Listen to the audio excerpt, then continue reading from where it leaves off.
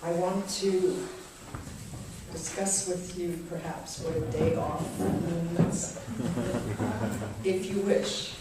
Of course, we're working today on a very surprising bridge from forgiveness to drugs, and I will show you how certain transcendental qualities link the two improbable entities. Good morning. So, before we go back to forgiveness, and before I say something about the day off, would you like to talk about what a day off in philosophy, thinking, and literature? And maybe you've been jamming so beautifully. It warms my heart, and it's very stimulating on so many levels. So we may want to consider jamming on a day off, what that means.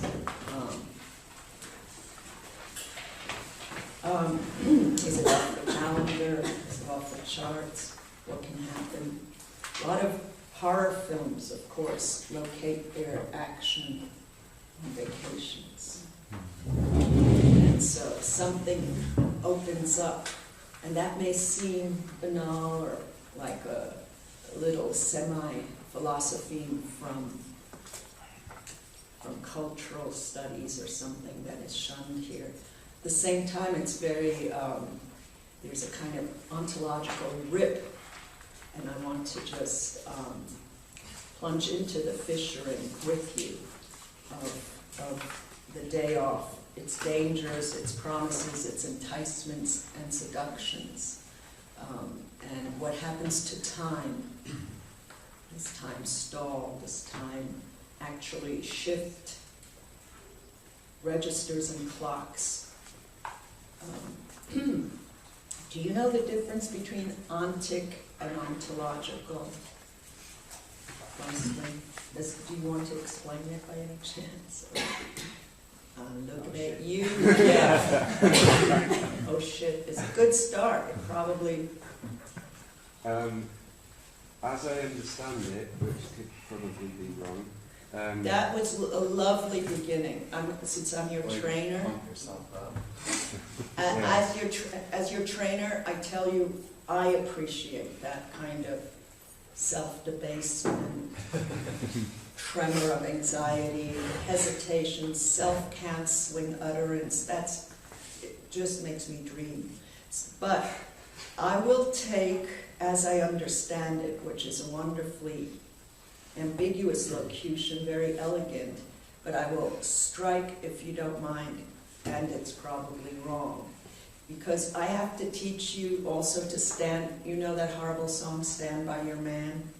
It's a country western song. Can you sing it for us? I like the beginning, it's very Schreber-esque. It's sometimes it's hard to be a woman. And then it goes, it's a very, very right-wing song, in case some of you are not aware of it. It was written when George Wallace was the governor of Alabama, very racist, super mega racist, when he was almost assassinated. And so someone wrote a song encouraging his woman to stand by her man, even if he's hard to understand. Okay, I can't believe I'm singing. Sometimes it's hard to be a woman. So what I'm trying to say is when you're in a space of enunciation, I'd like you to stand by your text. Even if it's just an utterance, there are very elegant ways, as you just showed us, as I understand it. All right? And that's quite as far as you can go. That already is a concession, but you would never hear Badiou say, as I understand it, or I'm probably wrong, right? So just suggest that this is what you will like to start with and offer. So ontic and ontological. Hit it. Goodbye. Okie doke. Very good. Now we can do 3 hours of okie doke, which I know is okie dokie. Okie dokie.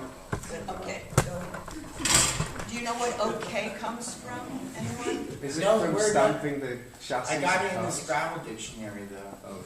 Heard somebody's initials. Yeah, stamping the chassis of cars coming up for production. That's what I heard. Oh, there's 2 words I want to teach you that are off our vocabulary.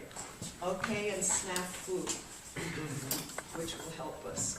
Okay, these are to show you how infiltrated we are by military signifiers, whether we know it or not. Okay means 0 killings. When you report in, 0 killings. So it's okay. Well, that's not mission accomplished. Then snafu. Meaning you suffered no losses, or that you killed no one? Okay, don't get smart. No, I think it means you've suffered no loss, because it would not be okay if you didn't kill it. Hey, have you ever been in the military? I haven't, but I'm assuming it would not be okay if you haven't killed anyone. Yeah, thank you. So, yeah, you're right. We suffered no losses. It's okay. Snafu, you know what it means, how it's used, right? Snafu means there's a, something is wrong here. We hit a snafu. It means there's a problem. It's not yet an aporia, but it's something that isn't working, which is situation normal, all fucked up. I think we need to know that. Okay. Foobar is a good one too. Yeah. That's great. What is it again? Foobar? Foobar. Yeah. So does anyone know, you be quiet. Fucked up beyond all recognition. Very good. Fucked up beyond all recognition. So now we have a little vocabulary to talk about the purported difference between ontic and ontological. Okay. Hit it. Just throw yourself into a hole. Is this like challenge rhetoric? Get all these words into my... No, it's not meant to jinx you at all. Okay. What I'm anticipating. Foobar. The ontic, I think, is supposed to be, and I do mean supposed, I suppose it to be, I'm censoring. Stand by your text. is supposed to be the actual existing reality, whilst the ontological is the study of, perception of, discourse around actually existing reality. Okay, so that's a very good start. Does anyone else? I'm going to just shorthand it without getting into the whole Heideggerian. First of all, you know that you're very nice, thank you. Your alerts should go off if it's oppositional. But ontic would be just, regular existence, routine, daily. It's related to the difference of beings in Heidegger and being. So ontological would be related to being, whereas ontic is more in the realm of the they, das Man, as Heidegger articulates it. This is, because it's much too abbreviated, kind of wrong, but it will help us. In other words, ontically, let me just warp it further so that we can move with it. Ontically, if I asked you what time it is, and you looked at a watch, or what day it is, and how much time we have, you'd have an answer. You know, it has to do with a certain relation to little b beings. You know, it's this hour, it's that, we have 3 hours, and so on. Ontologically, in terms of being, it's something that's off the clock. Let's say so what happens when the ontic is disrupted and you have a day off? All sorts of things can invade, can open up.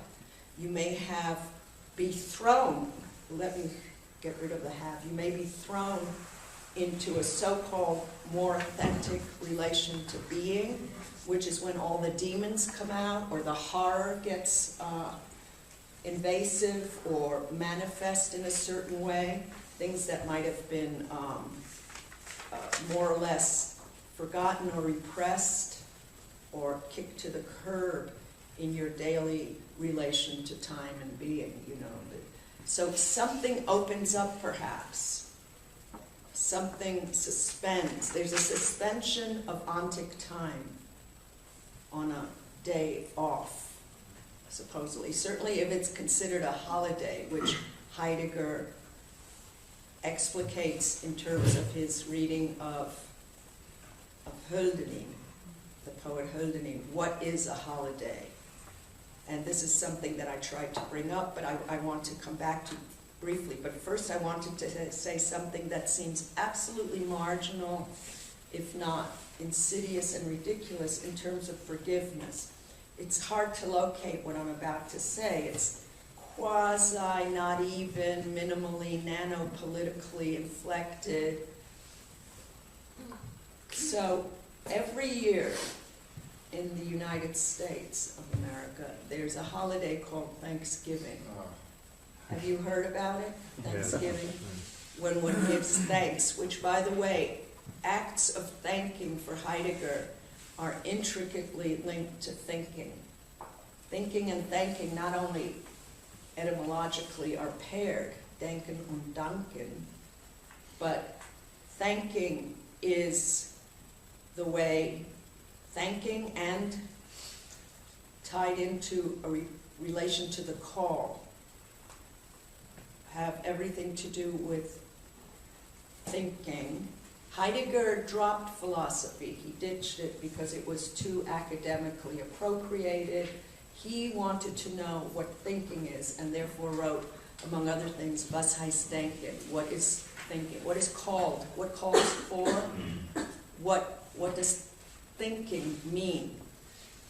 And to fast forward, scandalously, he links it to thanking, which we could really jam on that. What is thanking that Heidegger would draw it into thinking?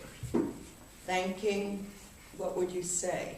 I mean, if you were to write a dissertation on thanking, let's say a beautiful title for a dissertation could be Thank You. There's a lot to be said. Whom would you include, by the way? Levinas? Okay, which text? Oh, I no longer remember where Levinas writes this, but Levinas says that ethics begins with after you. Okay, après vous. So that's already an off-ramp of thanking, but you're right that there's in thank you, there's a you. I mean, we have to start always in Thomasine and wonder and surprise, right? And start with the minimalist indexical indications. So in thank you, there's a you, meaning an other. Meaning that you are oriented toward the other in the first place. But what else would you include in your dissertation on thanking? Nicole, do you have a? I would say the ontological difference. Okay. How the ontic is related to the ontological but never the same. And founded on it, depending on it, thanking it. Go ahead. This is very interesting. Yeah, I haven't thought of this. Okay, so you would want to include that. You were ahead of where I was placing the question in the most simplistic way. What texts or proper names come to mind? Yes. Paul Celan's Autobiography too. I mean, the failure to have the opportunity to engage or to shake hands, which is kind of like a thanking or a greeting. Very beautiful. Let me take a moment. I'm trembling with gratitude myself. For Celan, and this is something that Levinas points out to us, poetry is, now you have to think of it slow-mo, shaking the hand of the other. It's extending a hand. And what the hand is something that Derrida has devoted lots of pages to in a lot of texts called Heidegger's hand. You know that the hand is what, in anthropological terms, anthropological terms, or even anthropological terms, is what defines and distinguishes man from all other animals, the hand. So what the handshake in Paul Celan is, and how Levinas takes the hand and if you could see it slow-mo, or you had some Andy Warhol film just showing for 24 hours, what you would have there is bowing before the other, right? To shake hand, your body moves toward and inflects toward the other in a posture of bowing. In yoga, you have the gratitude pose, right? Which, do you all know that? Where you're on the floor and you put yourself like this. You bow before the other. Gratitude, therefore, by the way, Levinas' ethics also begins with a dissatisfaction with equality.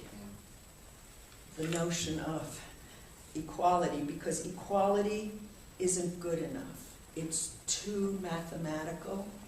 It presumes equivalence, whereas, and it doesn't take account of the majestical escalade of the other. In other words, for Levinas, the other is inappropriately great. And that's what prevents violence for Levinas. It's when you think you're equals or you're brothers. Brothers are the origin in most of our startup historical texts and texts of all warfare. Cain and Abel. It's always brothers against brothers. Jews and Arabs, they're brothers. It's ridiculous. Yes? By the way, I remembered later, also means brother. You're so brilliant, thank you. That's where I wanted to go, but I got all wrapped up in the machine and clogged it, and you're absolutely right. That was about to open up a whole other dossier. The ach is the brother. Thank you. Isn't it too hot? Do you want me to help you out? Yes. By the way. Listen, you docile bodies, how is everyone? You don't have to be uncomfortable. We have to take care of ourselves, mind, body. Yes? I would include, these aren't obvious, but Bataille and Nietzsche in the Zarathustra posture. Because of, when you mentioned yoga, the same series of poses in which you are in mindfulness poses, saluting the sun. And that's how Zarathustra begins. And that's where Bataille wants to end up, in a way. And there's a kind of religious or post-religious gratitude for, that which makes, our very conditions of possibility, that the sun has always occupied the place of sort of the primal giver, that which gives eternally. Thank you. I want to come back to that immediately, but I wanted to say in terms of the majestical escalade of the other, that means it's incalculable. You're in a kind of rapport of infinite translatability. It's when you think you know the other and it's the same that you lasso it in terms of something that's killable, rapeable, blah, blah. Let's leave rape out of this particular moment. Killable. It's to the extent that you think you're equal and you insist on symmetry rather than asymmetry, that aggression, hostility, conflict, and war, when you're up in the face of the other, that means you think you're equals. But when you're in a situation where the other is almost sublime, and there's not a cognitive or appropriative security net, or lasso, or ability to grasp or seize or understand the other, then you're in an infinite relation of needing to translate, of non-understanding. I want to tell you a little story that will illustrate this. So we're scrolling down to the 18th century. Friedrich Schlegel is being theory bashed, and he's almost out of business, and he writes something called Über die Unverständlichkeit, which means on unintelligibility. Because he says, hey, if you could understand what everyone was thinking, or what everything means, you would kill yourself. You don't want to understand. It's non-understanding that actually keeps us together and keeps us wanting to know more about, keeps something like curiosity, even though curiosity is always devalorized by philosophy. That would be an interesting, subversive, could you imagine writing a thesis on curiosity, which starts out, like curiosity, as you know, is kicked to the curb as a degraded urge or quasi-thoughtful stance. So Schlegel is being theory bashed, and even, for example, there's the story that one of the king's assistants says, someone wrote this illegible tract, it's unintelligible, and the king says, then it must be a Schlegel, because there were two of them, they were brothers. And Schlegel said to Fichte, listen, you're my best friend. Could you write me up and say that my work is, can I use and borrow your authority to say that my work is fabulous? Okay, I'm translating quickly. So Fichte says, okay, I suppose it's in the office of friendship. And by the way, that would be a good thesis too. Friends with benefits, textual benefits. For example, Foucault and Deleuze, one wrote that the other is the thinker of the century, and then the other said the other is the most brilliant thinker ever, and they really, had a propaganda ministry just to generate each other's greatness as a known fact. They weren't wrong, but that's what friends are for. But you can imagine historically all sorts of friends who pump each other up. So sometimes it's not justified, and Susan Sontag once wrote that that's the death of literature. These friendships where everyone only writes about their friends and somehow promotes their friends. So there's a downside to it. So Schlegel asked Fichte to write an essay that would bring him authority, and Fichte wrote the very, very, very famous words or line saying there are 3 staggering events that define the 18th century. One is the French Revolution, pretty big. The other is Goethe's Wilhelm Meister, the first Bildungsroman. And if you don't know what Bildung is, I have to teach you that because you can't really live without knowing this. And then suddenly the third thing is Schlegel. So remember I told you to put an alert whenever you see enumerations, you go, okay, for the French Revolution, that was pretty big in terms of eventfulness. Goethe, breakthrough, the beginning of modern German lit and all that, and the language. And then Schlegel, okay, how did that happen? So he fulfilled the office of friendship, and then he writes a private letter to Schlegel. He says, I'm really worried because actually I don't understand what the fuck you're writing about. I never have understood you, and I'm getting really worried that I did that for you. And Schlegel writes back, you know what? And he goes, I don't even know if we're friends. And Schlegel writes back, this is the proof that we're friends. Friendship cannot be based on presumed understanding. It's non-understanding that doesn't violate or do violence to the other. If we were to say, for example, if those who are not understood in a rich and Levinasian way cannot be targeted as an enemy.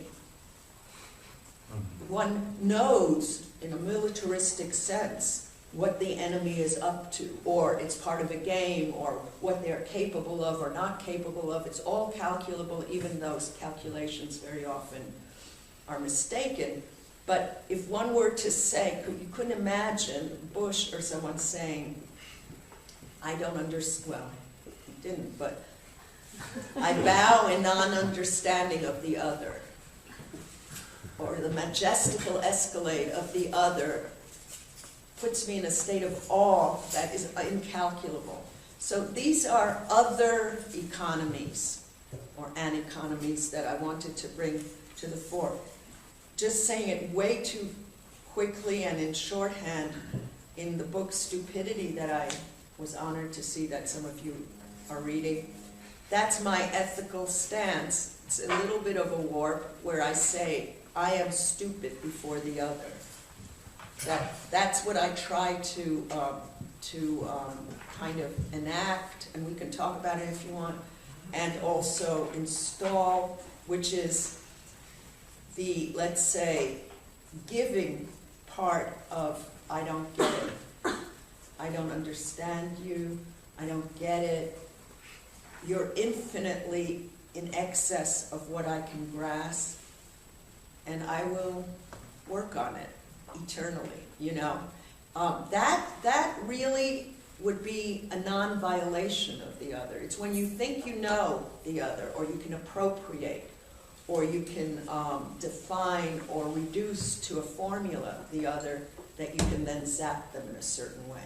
But when they escape and elude all systems or non-systems of recognition, that's what's so paradoxical here. It's when you don't recognize the other, and we've been talking about that in terms of hospitality and monstrosity, it's when you don't know what's coming in the door that there's a kind of allowance that doesn't have a known measure.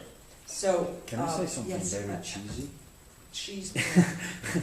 But isn't it this a little bit also what happens in love, in real love, and in difference? As opposed to false love?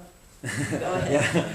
Yeah, no, in terms of also the relationship we have that escape this like control of what the other is, are the one in which we feel, I don't know, whatever.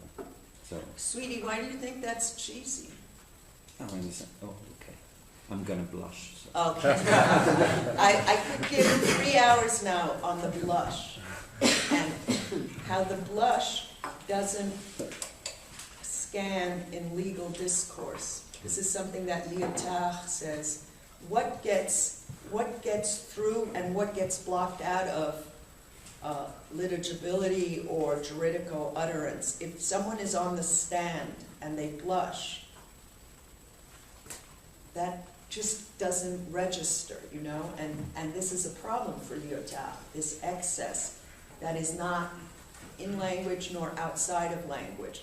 I just want to go by these micrological specs that don't scan in our authorized discourses. Thank you for offering the blush.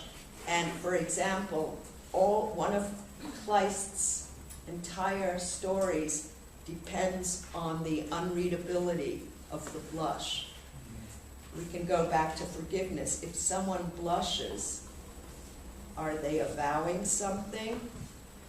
How do you even read a blush? I gave a lecture in France last year on shaming and naming, and the color red.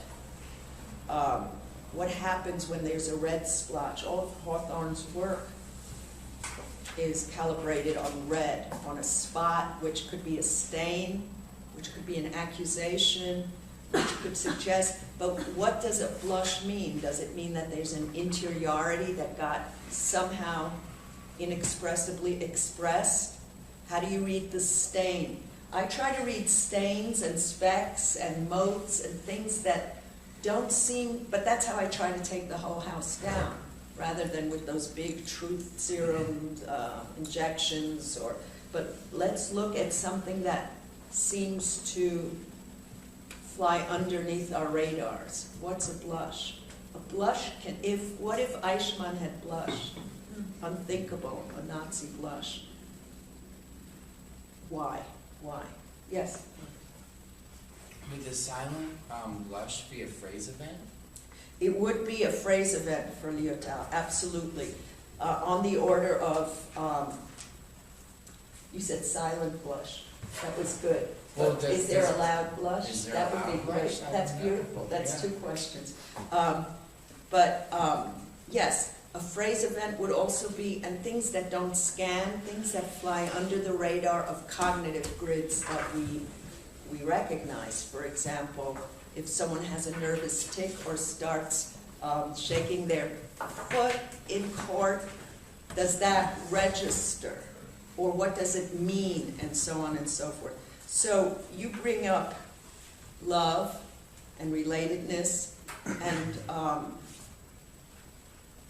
love is one of those gifts that that presents each time anew, unless you're Hallmark carding the whole thing. Abyssal relations to the limits of intelligibility on so many levels, which is why very often it's tamed down. And I would urge that you read Jean-Luc Nancy's text, Shattered Love, L'amour en éclat, where he also explains why you have to repeat. It's never sufficient to say, I love you once. You may know the comic scene where someone says, usually it's gendered in the feminine, if it's a heterosexist model, you haven't said, you don't love me, and the other, let's provisionally call it male, will say, wait a minute, I told you I loved you. Like 3 months ago, I mentioned that I loved you. That doesn't work. And why does it have to be repeated and remarked and marked? You know, these are some of the questions. So absolutely, the abyss, the dossier of love has everything to do with everything we're considering, not the least of which would be Nietzsche's love for Wagner and his gratefulness, his thankfulness to Wagner, his mentor, his beloved teacher, his tormentor, and so on and so forth. So Nietzsche practiced gratitude. That would be wonderful. As a matter of fact, he opens his autobiography, Ecce Homo, which Derrida calls his Thanato, allography, because first of all, auto means too much self, as if you could, well, let me say two things. There are two schools. Am I going too fast? No. Two schools in terms of autobiographical production or inscription. One I would line up with Lacoulabart, and the other with Nietzsche. Nietzsche would say, no matter how hard you try, you can never reappropriate yourself in a confession or in an autobiographical mode of writing. Even if you think the I is tethered to you, it's always going to escape, elude, split off, fictionalize, destroy any kind of stability for an I. The minute you start writing, the I eclipses and becomes something other or something else, something distorted, warped, invented. Lacoulabart says, however, and this is again an opposition that is, we would have to read it very carefully, says, no matter what you write, even if it's a scientific tract, there's yourself in there, your I is in there. You've deposited your I, you're writing up your own autobiography. You see, that even if you think you've escaped into something like a more objective, discursive habit or grammar, it's still about you. no matter what it is. Yes? I was thinking about Derrida on the animal, the death I am, both because of talking about autobiography, but also thinking in the sense that humans seem to become human, involving the animal of everything, and emerges at that point. So the thanking to the animal for making the possibility of becoming human or being human. Very nice. Very nice. And the animal is a big dossier. So I want to just finish the one thought and then I'll bring these in. So it's instead of instead of self-autobiography, Derrida writes allo, A-L-L-O, meaning it's about the other, or self as other, or other appropriated to the self. Allo, and instead of bio, all of this he does with great rigor and slow-mo. He puts in Fanato, because when you write, when you have the grapheme or graphe involved, it's always a matter of death, and not the living logos. And here the bio, the bios even, is kind of falsified by the graph that appears in this word. It's always writing toward your death and in face of finitude and death. So allothanatography is what Derrida calls Nietzsche's Ecce Homo, which is an attempt to reappropriate himself and his whole work. It's a gift to himself. Voila. So it starts as a gift that Friedrich Nietzsche gives to himself. Nietzsche starts by giving himself a gift, which is really a very huge shift in terms of offering thanks. He's not going to offer thanks to God. He's not going to offer thanks to any transcendental signifier. You may have to fight off these helicopters. He offers it to himself, which is kind of outrageous. Okay? But a self-differentiating. It's also on the register of unintelligibility, right around the time where he rewrites prefaces to all of his books and disagrees with himself and complicates the whole thing. The thing is that, Nietzsche starts ripping into himself in Ecce Homo, this purported autobiographical review, self-review, and he's very tough on himself. You know, I always wanted to do that. I'm very tempted, but not necessarily only because I'm a Nietzsche baby, but also because I'm a certified obsessional neurotic, which means obsessional neurotics always criticize themselves. I'm not naming your symptom or anything, but you're in good company, Hamlet.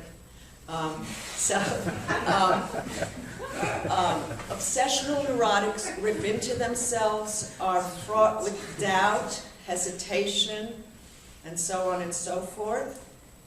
And they criticize themselves. They drag themselves, they haul themselves off to court every day. It's very tiresome to be an obsessional neurotic, you all. Every day I have to go up to court and justify everything, and then find myself condemned by the tribunal. Yeah, I'm fine. Don't worry about it. And so I thought, as a kind of, at the juncture of obsessional neurosis and my Nietzschean DNA, I should write a work that just rips into me mercilessly. The reason I haven't is that it's a strategic decision, and it may be mistaken, because my temptation may win out eventually and trump my lucid hesitations, which is that everyone who still criticizes Nietzsche has derived the sustenance, stamina, and ammo from Nietzsche himself. Like people say, well, Nietzsche does too much of this or too much of that. Nietzsche gave them that. He's the one who said, I'm an asshole, I did this and this wrong. And then you hear for the rest of history, I caught Nietzsche doing this and this wrong. So I thought, you know what, maybe you shouldn't provide that much TMI, you know, too much information about your self-critical, infinite sense of wrongdoing. Could we jam on the last sentence of the preface from Ecce Homo, where Nietzsche says, "Und so erzähle ich mir mein Leben." So he says, and so I narrate my life to myself.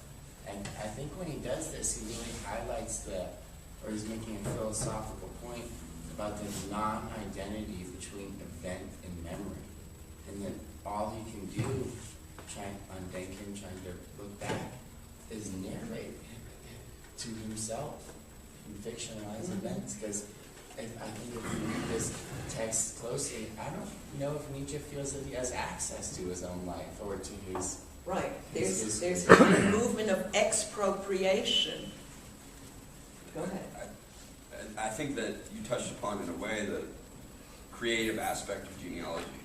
You all by now know that this is my obsession. But the going back and retelling the story is not a precise account of events as they occurred. It's addressed to history as it's articulated in the present and directed towards that which you're doing the history of. So it has a creative relationship to truth telling. And it's not, I don't think it's intended to obey the facts, such as they are.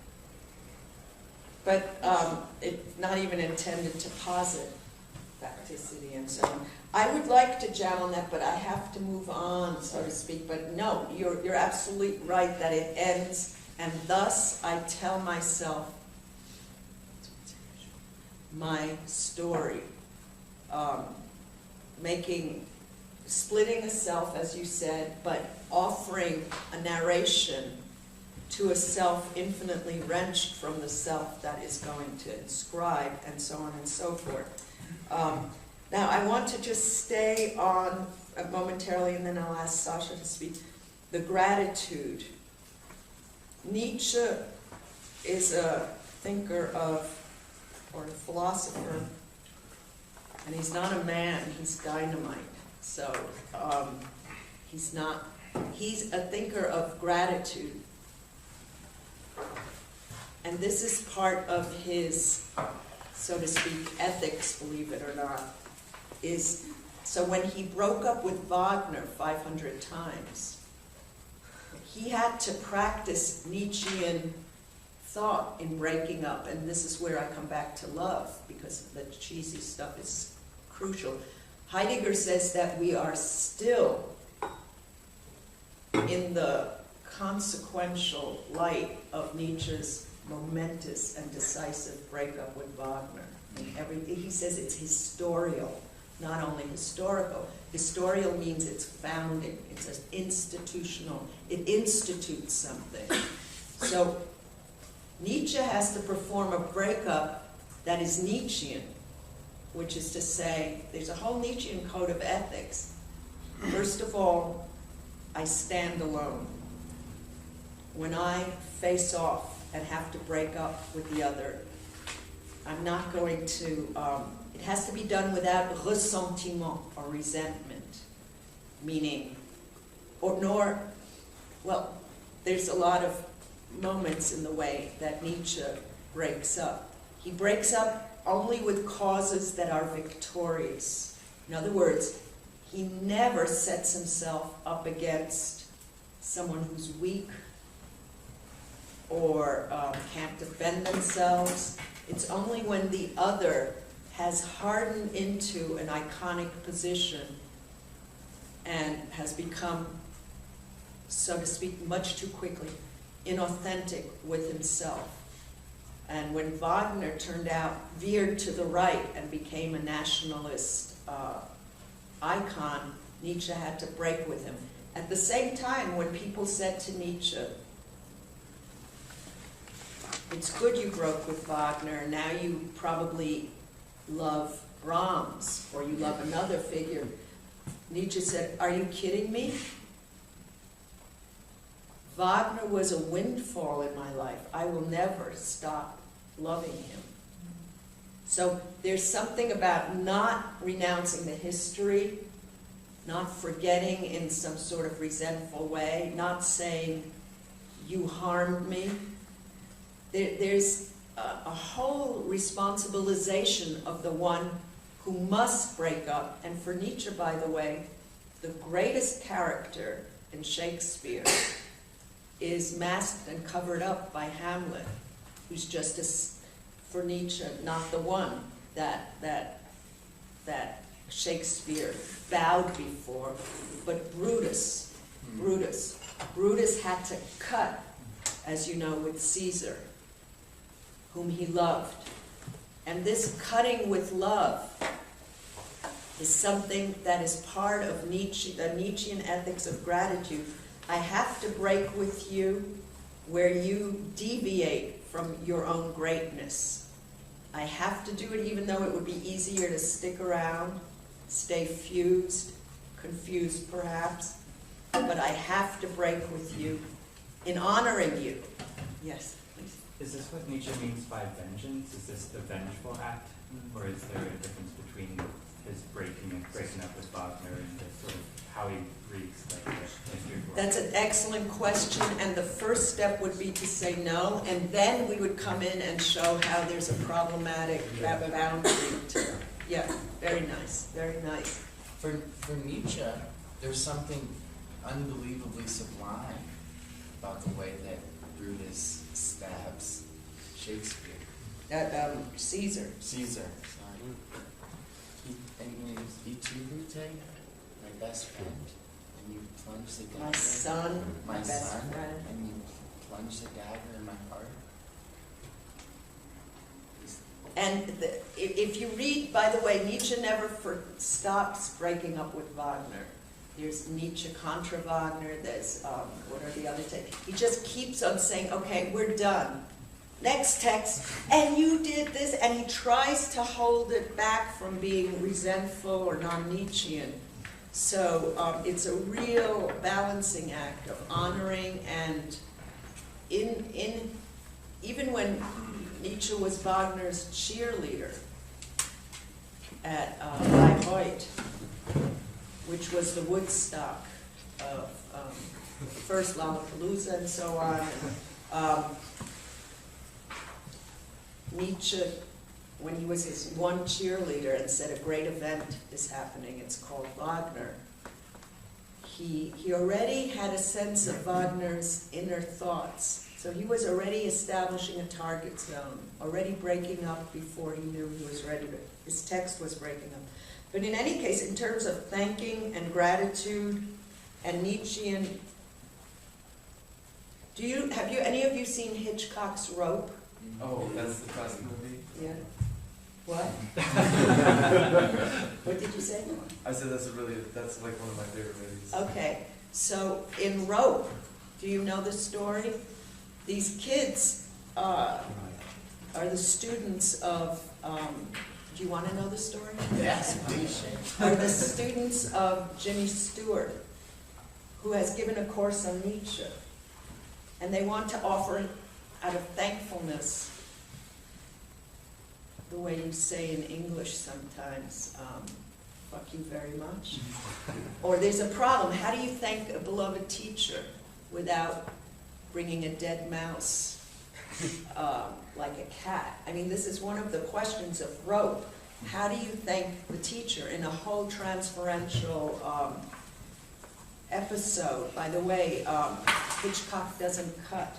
So the transference and the transit through the corridor and so on are uncut in a very interesting way. I mean, there are fades and so on.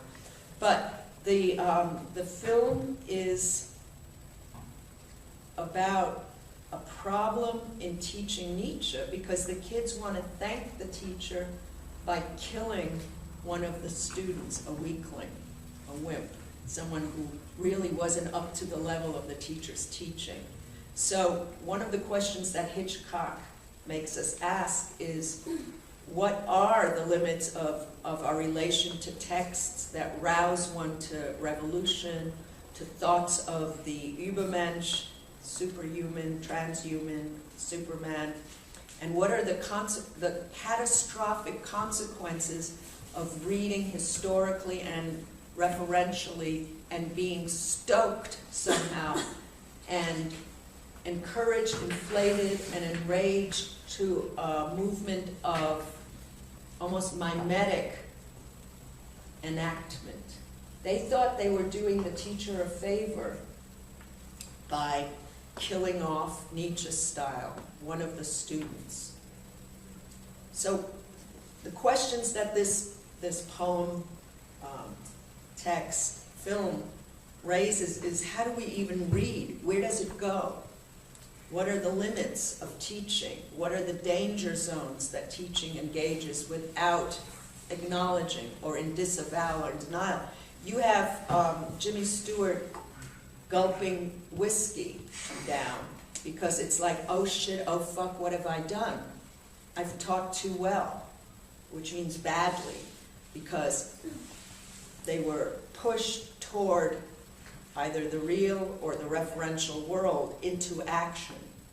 So what are the boundaries, what are the borders of teaching, of rousing people, what's the limit of the imaginary, what happens with the violence of symbolic inscription, and so on and so forth. And such. I was going to say one of the most important things about that movie is the way that it's filmed, and that it's filmed to look like it's one long shot. Right. You know, which brings a lot of things into focus about what you were talking about, the ruptures in this movement from the self to the I, or the I to the self. And wait, this helps. Can I pause you for a moment? Totally.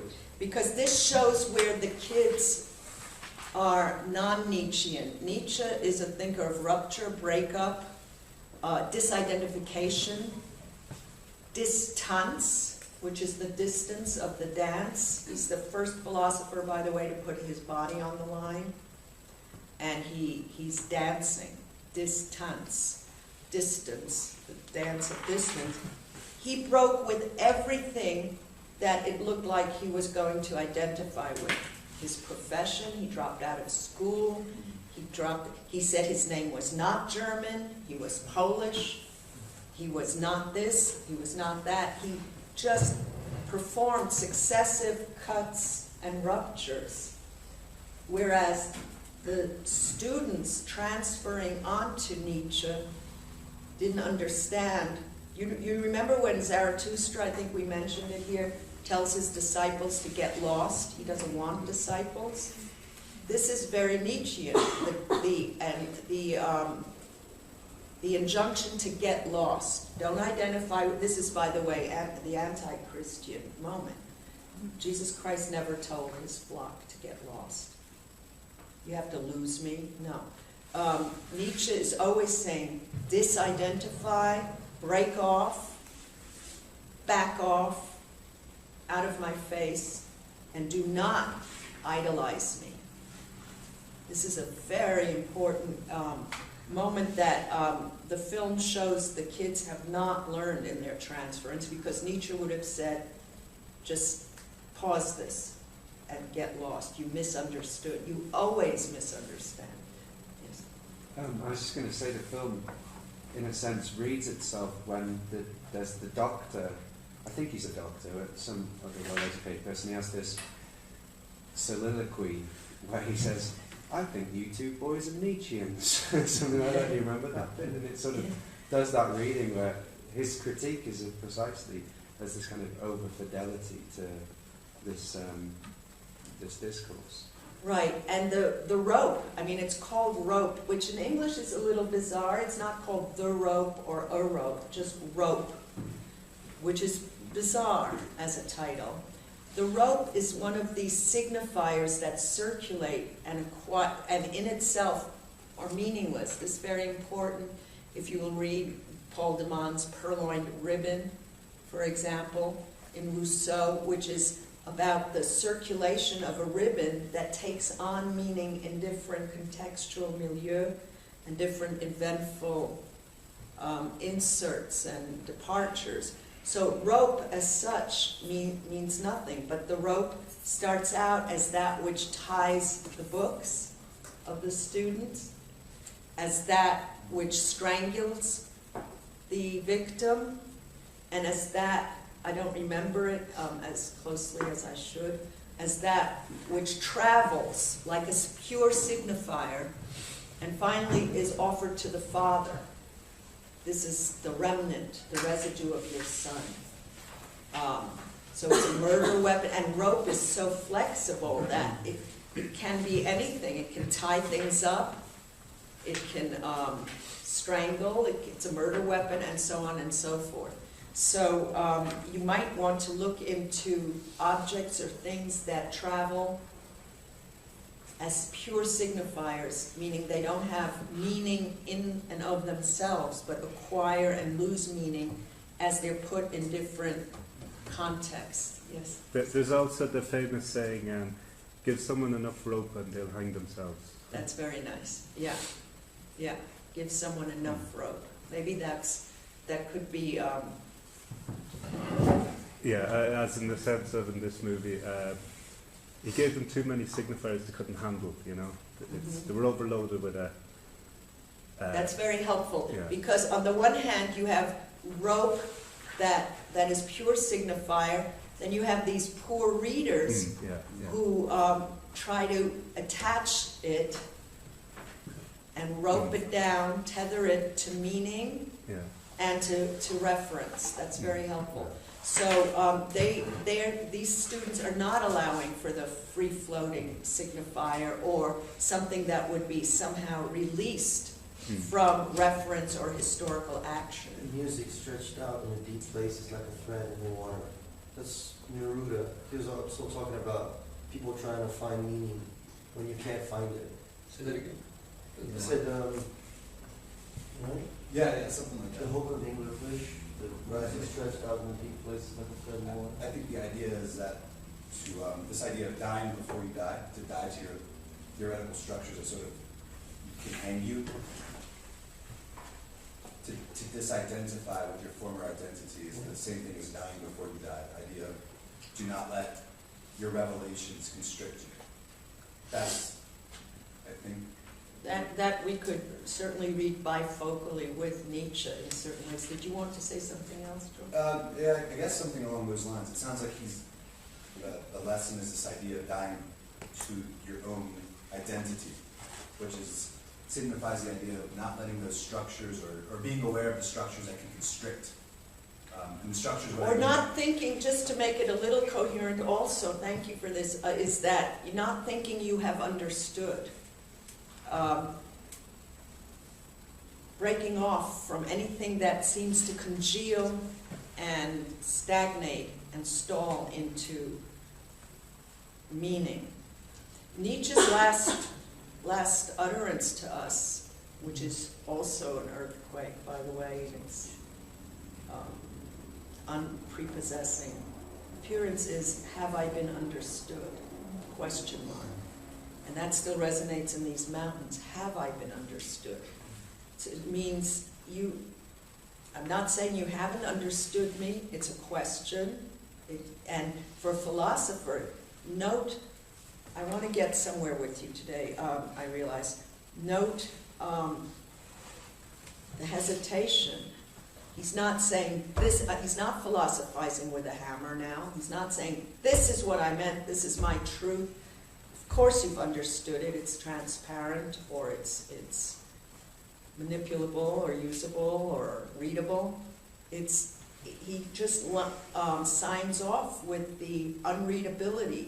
Don't think you've understood me. These kids who commit murder have understood Nietzsche. When you think you've understood, and this is back to where we started, when you think you've understood, you can just knock off and slaughter the other. We've had this conversation before though with Zoomer. We were talking about Foucault. This very conversation. Not this very conversation. Yeah. But like this idea of like when you think you're finding I'm somewhere else laughing. which is like a famous little Foucault thing, which is this idea of Foucault as reader of Nietzsche. yeah, exactly, of like it always escaping, and not being about a philosophy of coherence, just being about a tool belt of deconstruction or whatever you want to call it. Okay, thank you. Yes. At the end of David Lynch's Lost Highway, David Bowie sings, "It's funny how secrets travel." You have a good object like a rope or something that travels throughout the film, and this film actually goes in circles, like a rope that you tie together.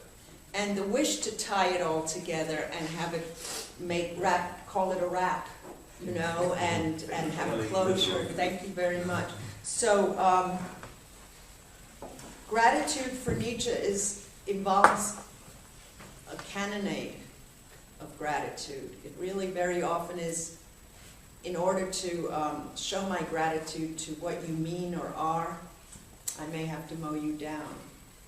This gets very complicated. I wrote about it in one of my works if you want to look further into it. Another text of gratitude would be, or that treats gratitude, would be Melanie Klein, Envy and Gratitude, which are the two modalities of being, said too quickly, which is that either you're envious and resentful, it's almost Nietzschean, or you can attain to a pose and position and disposition of gratitude, which is a healing place. I said it too quickly and too new agey, but I wanted to move on. So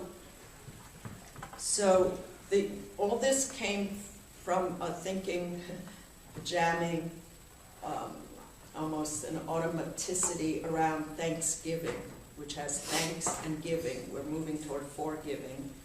In the United States, there's a habit of the president pardoning a turkey right before Thanksgiving. Are you aware of this? And there's two, right? I've heard that they sent two. Obama pardoned two turkeys. No, a friend of mine, an American friend of mine told me that they send two, and one is pardoned and the other one is killed. Okay, Very good, right? that's good. So that's what I remember. I began starting up our engine by saying this is neither political nor is it not political. It's kind of unreadable. It's a ritual. It's every year repeated. And what does it mean? It acknowledges the slaughter of the turkeys about to happen. Turkey is not considered a delectable, I was going to say fish, what is it? Fowl. In France or Italy, I think, or in the finest cuisines, I don't think Chinese cuisine interests itself in turkeys. Nobody likes turkey. It's dry. It sucks. I know. So it's also this animal that sucks. Yeah. So if we could just wonder what this pardoning of the turkey, it absolutely doesn't fit anywhere, yet it's a national repetition and anniversary of some sort of relation to the killing of animals. Also to the slaughtering of the Native Americans. Exactly. Thank you. Land. That's what I was going to say, that it's a displacement and part of a repressed reenactment and allegory of the slaughtering of the Native American. But they're not just... Every time Bush pardoned the turkey, I wanted to throw up. Because, as we know, he would be like, sign off when he was He never pardoned anyone. When he was the governor of Texas, he was ecstatic every chance he got to kill someone. It's like, oh, great. And he had an ecstatic smile. Yeah. And then this war No, he had a smirk. Even worse, evil smirk. And then all of a sudden he gets on national television, I absolve the turkey. I mean, it's really strange. So something happens in terms of, and by the way, we haven't gotten to what it means to eat, internalize, interiorize, what it means to eat anything, assimilate. We've begun to talk about it with Nietzsche and throwing up and so on, or work on something. So it's a national food substance, about which I've written a lot, also in the telephone book, what happened with the Donner Party. Do you know the Donner Party? It's a very national event, and it's a technological event, because the Donner Party was going west, there was a snowstorm, they were stuck in the mountains, and they cannibalized each other, they were starving. This created national nausea. Yes? Just the little part before that is that they met the Native Americans who were there, who said peace, which is the name Truckee of the town, and told them not to go ahead because it was going to snow. Right, and they knew better. And so they got stuck Shining style, you know, and then this sent horror and tremors through the entire young United States of America. And this is when Borden invented condensed milk in cans. This was the first technology. I had to write something for Zelinsky. There was a book he teaches here on the technology of dried food in Japan, which is highly considered and regarded, but also just food technologies and where they come from. All of our food preservations come from the event of the Donner Party, which is to say there was a national nausea that called for the technology of preserving food, because it's not possible that humans, it's unacceptable that humans then revert to eating each other. Yes, Alex?